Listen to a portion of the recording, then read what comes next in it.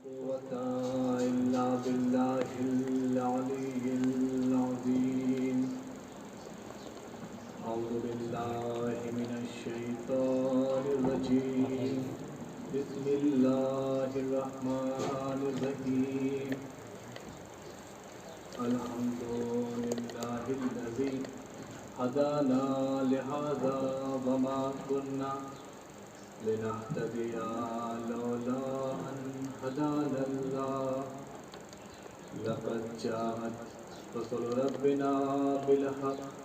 الصلاة والسلام والتحية والإكرام على سيدنا ونبينا وشفيع ذنوبنا وحبيب قلوبنا وطبيب نفوسنا مولانا مولى الثقلين جد الحسن والحسين أبي القاسم محمد.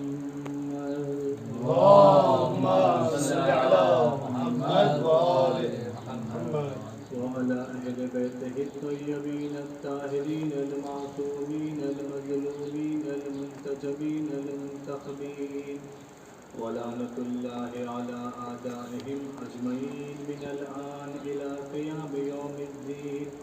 أما بعد فقد قال الله تعالى في الكتاب الكريم. بسم الله الرحمن الرحيم. إن أكرمكم عند الله يتقاكم. اللهم صل على محمد وآل محمد. سورہ فاتحہ کی گزارش ہے سرتاج سیدہ بنت سید جعفر حسین محمد صادق علی.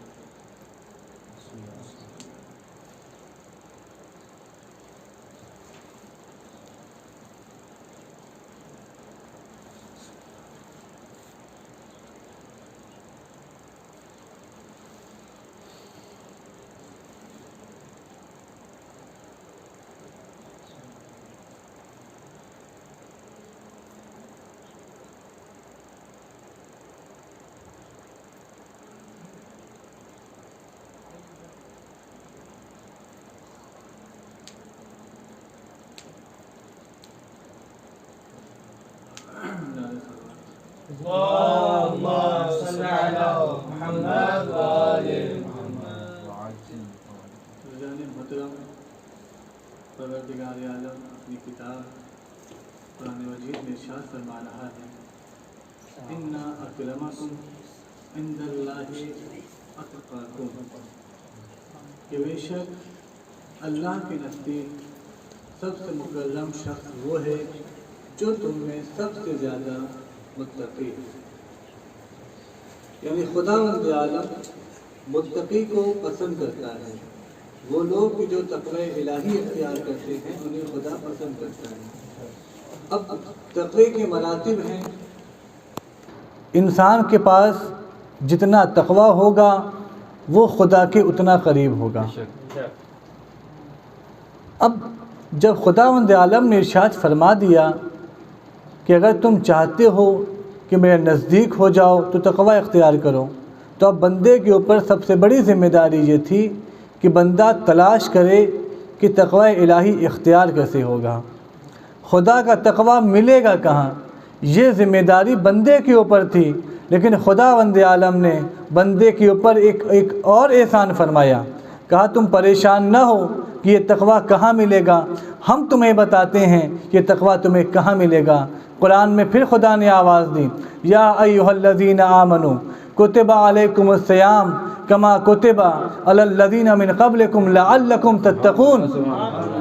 کہ اے بے شک وہ لوگ کہ جو ایمان لے آئے تمہارے اوپر روزہ فرض کر دیا گیا ہے، لکھ دیا گیا ہے جیسا تمہارے پہلے والوں پر لکھ دیا گیا تھا، شاید کہ تم متقی بن جاؤ.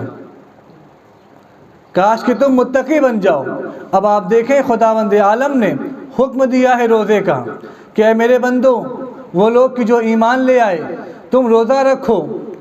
کاش کہ تم متقی بن جاؤ، شاید کہ تم تقوی الہی اختیار کر لو.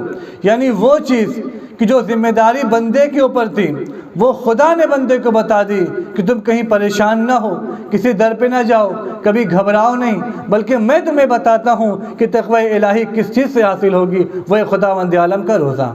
تم روزہ رکھو، تمہیں تقوی الہی اختیار ہو جائے گا، تم متقی بن جاؤ گے۔ اب تقوی جس طریقے کا ہوگا آپ خدا کے نزدیک اس طریقے سے ہوں گے۔ اگر تقوی کسی کے پاس کم ہے تو نزدیک کم ہوگا، تقوی زیادہ ہے وہ نزدیک زیادہ ہوگا۔ جتنے مراتب تقوی کے بڑھیں گے اتنے مراتب خدا کے قرب کے بڑھیں گے۔ اور ظاہر سی بات ہے جب یہ تقوی آپ کو حاصل ہو رہا ہے روزے کے ذریعے سے تو روزہ بھی کیسا ہونا چاہیے؟ جو روزہ ہم سمجھ رہے ہیں کیا یہ وہ روزہ ہے جو آپ کو تقوی تک پہنچا دے گا؟ نہیں عزیزوں، اگر ہم اور آپ چاہیں روزے کو تقسیم کرنا تو روزے کو تقسیم کر سکتے ہیں 3 تقسیم کے اوپر، ایک عام روزہ، ایک خاص روزہ اور ایک خاص الخاص روزہ۔ چونکہ مجلس ماہ رمضان کی ہے اس لیے ایسا موضوع میں نے معین کیا ہے۔ عام روزہ، خاص روزہ اور خاص الخاص روزہ۔ عام روزہ کیسا روزہ ہے؟ عام روزہ وہ روزہ ہے جس میں بندہ اپنے آپ کو ان چیزوں سے محفوظ رکھتا ہے کہ جو چیزیں منع کی گئی ہیں ماہ رمضان میں، جنہیں ہم مقتضیات روزہ کہتے ہیں، وہ چیزیں جو روزے کو باطل کر دیتی ہیں، فقط ان چیزوں سے اگر بندہ اپنے آپ کو محفوظ رکھے تو یہ عام روزہ کہلاتا ہے، یعنی ظاہری روزہ ہے، یہ عام روزہ ہے۔ اس کے بعد نوبت آتی ہے خاص روزے کی۔ خاص روزہ کیا ہے؟ کہ خاص روزہ وہ ہے جہاں پر بندہ فقط اور فقط ان چیزوں سے محفوظ نہیں رکھتا اپنے آپ کو، بلکہ ان کے علاوہ بھی چیزیں ہیں، جیسے وہ غیبت نہیں کرتا، اپنی زبان سے کسی کی برائی نہیں کرتا، کسی کی دل آزاری نہیں کرتا، جیسا کہ ہمارے اور آپ کے چھٹے امام نے فرمایا ہے کہ اگر تم روزہ رکھو تو فقط روزہ تمہارا نہ ہو بلکہ تمہارے بال بھی روزہ رہے، تمہاری زبان بھی روزہ رہے، تمہارا کان بھی روزہ رہے، تمہاری جلد بھی روزہ رہے۔ کہیں ایسا نہ ہو کہ تمہارا روزے والا دن افطار کے دن جیسا ہو جائے۔ تم روزہ تو رکھے ہو ظاہراً لیکن تمہارا روزہ ویسا روزہ نہیں ہے جیسا روزہ خدا چاہتا ہے، تو ڈر ہے کہ یہ تمہارا روزہ ایسا نہ ہو جائے جیسا کہ وہ افطار ہو۔ ایک روزہ ہے خاص الخاص روزہ۔ وہ روزہ کون سا ہے؟ وہ ایسا روزہ ہے جس میں بندہ عام روزے کے تمام شرائط کو محفوظ رکھتا ہے، خاص روزے کے تمام شرائط کو محفوظ رکھتا ہے، اور وہ روزہ قلبی ہوتا ہے، دلی روزہ ہوتا ہے۔ اس کا دل صرف اور صرف خدا کے لیے خالص ہوتا ہے، کہیں سے ریا نہیں پائی جاتی، وہ روزہ صرف اور صرف خدا کے لیے رکھا جاتا ہے۔ اور امام علی فرماتے ہیں صوم القلب خیر من صیام اللسان وصوم اللسان خیر من صیام البطن۔ صوم واحد ہے، صیام جمع ہے، مجھ سے بہتر جانتے ہیں آپ حضرات۔ امام علی فرماتے ہیں صوم القلب یعنی دل کا ایک روزہ بہتر ہے، کس سے بہتر ہے؟ صیام اللسان، یعنی وہ روزہ جو زبان سے رکھا جاتا ہے ایسے کئی روزوں سے بہتر ہے۔ وصوم اللسان خیر من صیام البطن، اور وہ روزے جو انسان صرف پیٹ کا رکھتا ہے اس سے کہیں زیادہ بہتر ہے وہ روزہ کہ جو انسان زبان کا رکھتا ہے۔ یعنی گویا کہ امام نے تقسیم کر دی روزے کی کہ ایک روزہ وہ جو بطن کا ہوتا ہے جس میں انسان صرف اور صرف بھوکا اور پیاسا رہتا ہے، جیسا کہ امام علی نے خود ایک حدیث میں فرمایا ہے کہ کم من صائم لیس لہ من صیامہ الا الجوع والظما، کہ کتنے روزے دار ایسے ہیں جن کو ان کا روزہ کوئی فائدہ نہیں پہنچاتا سوائے بھوک اور پیاس کے۔ تو امام نے تقسیم بندی کر دی کہ دیکھو ایک وہ روزہ ہے جو بطن کا ہے، ایک وہ روزہ ہے جو لسان کا ہے، ایک روزہ وہ ہے جو قلب کا ہے، اور سب سے افضل روزہ اور سب سے بہتر روزہ جو ہے وہ قلب کا روزہ ہے، وہ قلبی روزہ ہے۔ اگر بندہ قلبی روزہ رکھے گا تب جا کے اسے قرب خدا حاصل ہوگا اور تقوی الہی حاصل ہوگا۔ صلوات بر محمد و آل محمد۔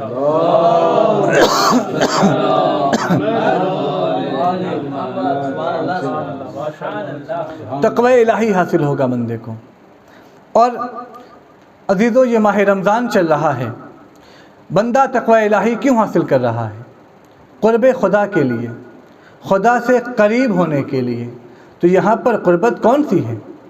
کیا ہم اور آپ قریب ہوتے ہیں جس طریقے سے ایک انسان دوسرے انسان کے قریب بیٹھ جاتا ہے، کیا ویسی قربت ہے؟ نہیں، بلکہ یہاں پر معنوی قربت ہے۔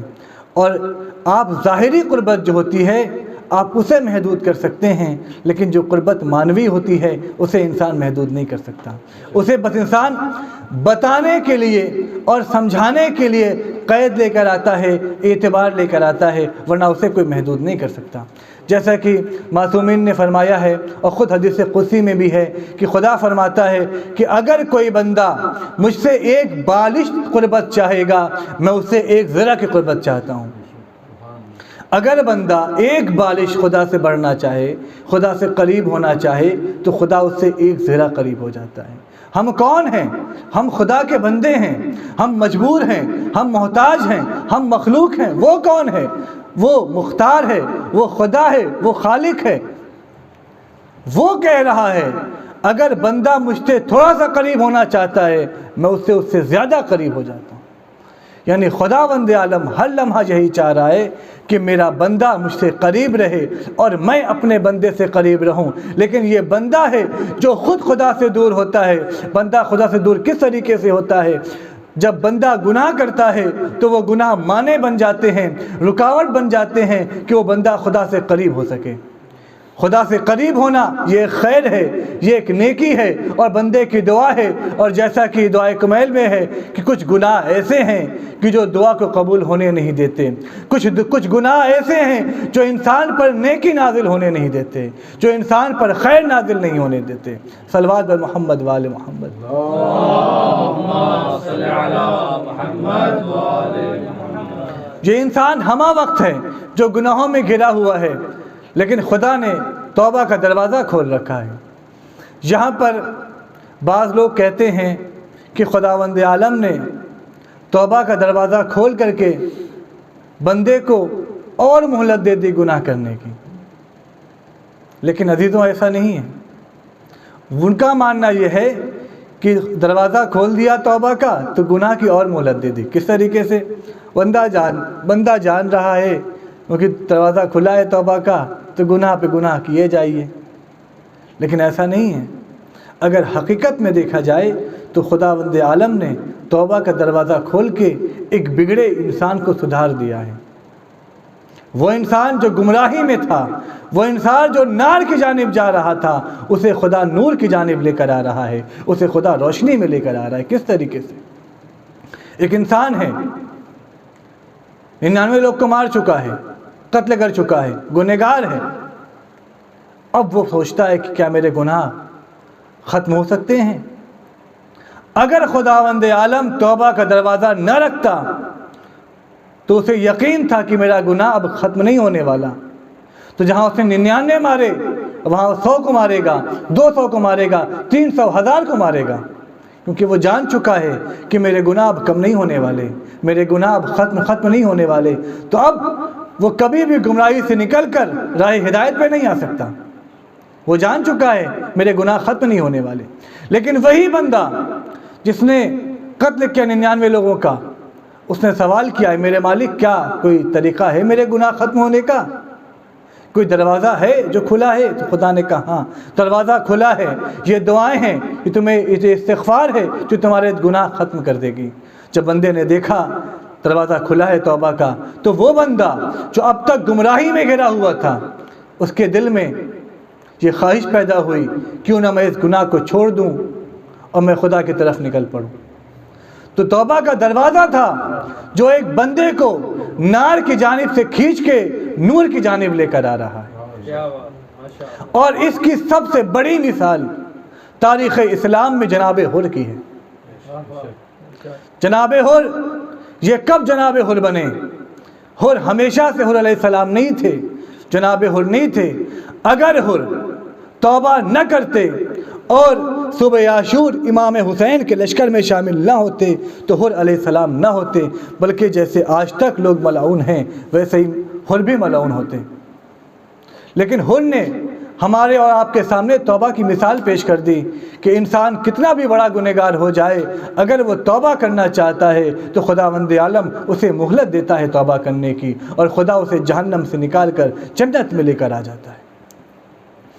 یہ حر وہی ہیں جنہوں نے امام حسین کے گھوڑے کی لگام پہ ہاتھ رکھا تھا اور امام حسین کو کھینچتے ہوئے، یعنی امام حسین کو اپنے ساتھ کربلا لے کر آئے تھے۔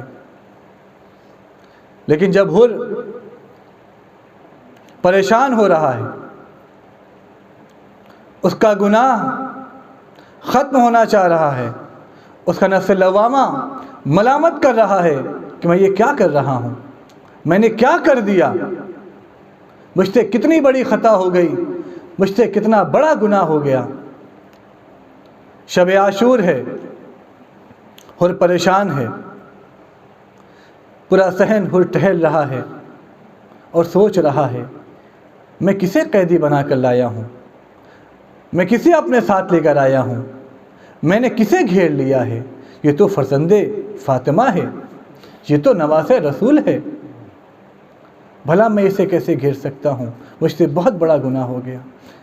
اب حر نے اپنے گناہوں کی تلافی چاہی، حر نے اپنے بھائی کو ساتھ لیا، اپنے غلام کو ساتھ لیا، اور روایت میں ہے کہ اپنے بیٹے کو ساتھ لیا۔ حر اپنے بیٹے سے کہتا ہے کہ دیکھو میں گنہگار ہوں، میں اپنی معافی کے لیے امام حسین کے پاس جا رہا ہوں، اور دیکھو مجھے اس طریقے سے بنا دو جیسا ایک گنہگار کو ہونا چاہیے، ایسا کرو کہ تم میرے ہاتھ باندھ دو۔ اب حر نے اپنے بیٹے سے اپنا ہاتھ بندھوایا اور گھوڑے پر سوار ہو کے امام حسین کی جانب آگے بڑھا۔ اب جیسے امام حسین نے دیکھا دور سے کہ حر آ رہا ہے، آپ اندازہ کریں کتنا بڑا دل ہے امام حسین کا، یہ حر وہی ہے جو امام حسین کو کربلا لے کر آیا ہے۔ امام حسین کہہ رہے ہیں اے اکبر آگے بڑھو، اے عباس آگے بڑھو، استقبال کے لیے جاؤ، میرا مہمان حر آ رہا ہے۔ میں ایک جملہ کہوں گا، مولا ہر انسان اپنے مہمان کا استقبال کرتا ہے، اسے کچھ کھلاتا ہے، کچھ پلاتا ہے۔ اے مولا آپ حر کو پانی نہ دیں گے؟ عجب نہیں امام آواز دے، خیمے میں میرے چھوٹے چھوٹے بچے پیاسے ہیں، میں ان کو کیسے پانی پلاؤں؟ حر آگے بڑھا، امام پہ قریب آیا، اپنے کو گھوڑے سے گرایا۔ اے مولا میں گنہگار ہوں، کیا میرے گناہوں کی معافی ہو سکتی ہے؟ امام نے حر کو اٹھایا، اپنے سینے سے لگایا اور کہا حر تمہارے گناہوں کی معافی ہو سکتی ہے؟ عزادارو عزادارو بس یہی سننا تھا کہ خیمے سے دو شہزادے نکلے، ایک کا نام اون تھا، ایک کا نام محمد تھا۔ آنے کے بعد کہتے ہیں اے مامو جان حر آپ کو میری ماں زینب سلام کہتی ہے۔ ایک مرتبہ حر نے سراسینہ پیٹا اور حر کہتا ہے یا خدا کیسا وقت مصیبت کیسا وقت آ گیا ہے، یہ کیسی مصیبت آ گئی ہے کہ شہزادی مجھے سلام بھیج رہی ہے۔ عزادارو امام حسین کے پاس حر آتے ہیں اور کہتے ہیں اے آقا میں چاہتا ہوں کہ میں سب سے پہلے آپ پر قربان ہو جاؤں۔ اے آقا آپ کا جو حال ہے وہ میری وجہ سے ہے، میں چاہتا ہوں کہ میں سب سے پہلے آپ پر قربان ہو جاؤں۔ عزادارو حر سب سے پہلے قربان ہونا چاہ رہے تھے کہ ایک مرتبہ حر کا بیٹا آگے بڑھا اور کہتا بابا جان جب تک بیٹا موجود ہو باپ میدان میں نہیں جایا کرتے۔ ایک مرتبہ حر کا بیٹا میدان میں گیا اور ایک وہ وقت آیا جب آواز دی اے بابا مدد کو آؤ۔ حر اور جناب حر اپنے بیٹے کی لاش پر پہنچے۔ روایت کہتی ہے کہ حر سے پہلے امام حسین حر کے بیٹے کی لاش پر پہنچے۔ جب امام حسین کو حر نے دیکھا اور کہتے ہیں اے آقا آپ کیسے آ گئے؟ امام نے فرمایا اے حر جوان بیٹے کا لاشا ہے، بوڑھا باپ اٹھائے یہ زیب نہیں دیتا۔ میں کہوں گا اے مولا ابھی کچھ دیر کی بات ہے، کڑیل جوان علی اکبر کا لاشا ہوگا، اسے آپ اٹھائیں گے اور جب آپ سے اٹھ نہ پائے گی ایک مرتبہ آواز دیں گے اے بنی ہاشم کے بچوں آؤ، حسین کی مدد کو آؤ۔ کڑیل جوان کا لاشا ہے، ضعیف سے اٹھ نہیں سکتا۔ وَسَيَعْلَمُ الَّذِينَ ظَلَمُوا أَيَّ مُنْقَلَبٍ يَنْقَلِبُونَ۔ انا للہ و انا الیہ راجعون رضا بقضائہ و تسلیما لامر۔